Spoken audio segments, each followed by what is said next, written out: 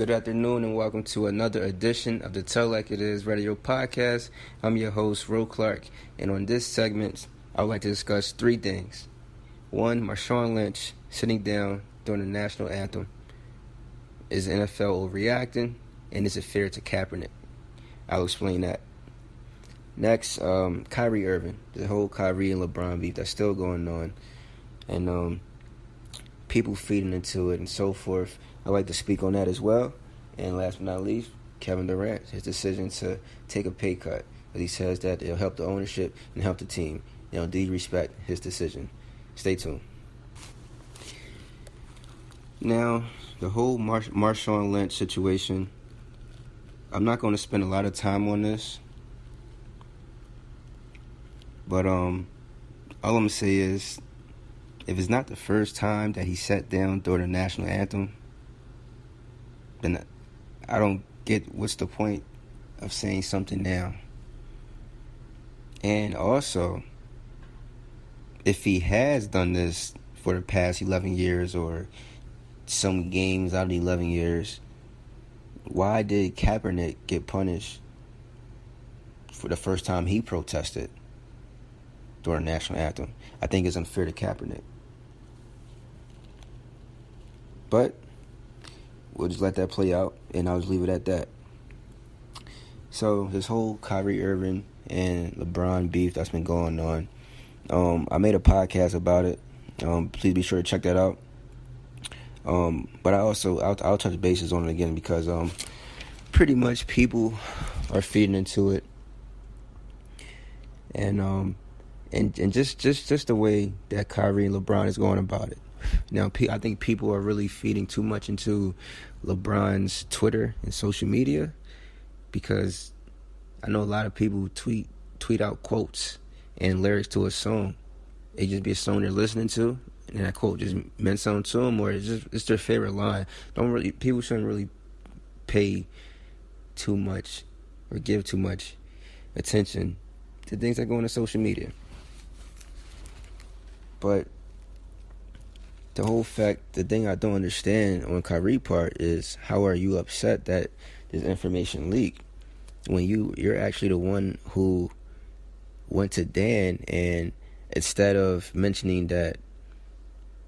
sitting down with him and saying, Dan, thanks for the opportunity. Here at Cleveland, I had great years, whatever. But I think that it's time for me to go on and carry my own team. I would like to request a trade. Instead of saying something along those lines, you actually went and requested a trade, but also said that you didn't want to play with LeBron James anymore. And then you go and then you want to follow LeBron on Instagram. So, the way you went about it, you should have known that this was going to leak out. But my whole thing is, you're making a big issue after, like I said, you have a ticket to the finals every year. LeBron is giving you the last shot. He doesn't want to take the last shot. He's giving the ball to you in the clutch moments. And now the fact that you want to go and lead your own team, so now it may be tougher for you to lead your team to the finals. It's going to be a lot harder compared to playing with one of the best players in the NBA right now, who's giving you a golden ticket, to the finals every year. And you're leading the team in shots. And you're taking the last shot. At the same time, while you're doing that, you're building your brand. Unless playing with LeBron is really that bad. I don't know if it's the attention, the media, or what. I don't really want to speak on about him being a player/manager. I don't know what it is. But I think that they should just sit down, talk about it, give this team that they have right now a chance and continue building around it with Derrick Rose, not Monty coming off the bench and leading the second unit. And you still got LeBron and Kyrie, you still got Kevin Love. I think they should just add more pieces and just let this play out. Because if you want to lead your own team, like I said, we're pretty sure LeBron is leaving after this year, and you'll be in your last year. And once again, you will have the keys to the car, and we can see what you can do. Not see what you can do, because we know what you can do, but we will see if you can really carry a team and not just yourself. So Kevin Durant, got a quote here, says, "It's my money. I can do whatever the hell I want with it." And that was his answer, or part of his quote on why he took a pay cut to stay with the Warriors. And I wrote down some stuff, and it says it will help keep the team together, and it will help show ownership, bring the guys back together.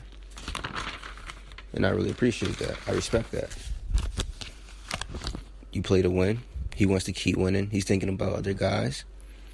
And at the same time, him taking a pay cut isn't going to hurt his pockets at all, because he got $300 million and plus over endorsement deals, and $300 million plus off of just one endorsement deal. He's NBA champion. Pretty sure he get a bonus off of that. And he's up and coming, even though others think that he already arrived. But either or, I respect his decision.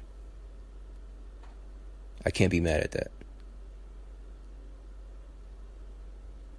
Thank you for listening. That's all I have for you today. Please be sure to check out www.rockoutsd.com.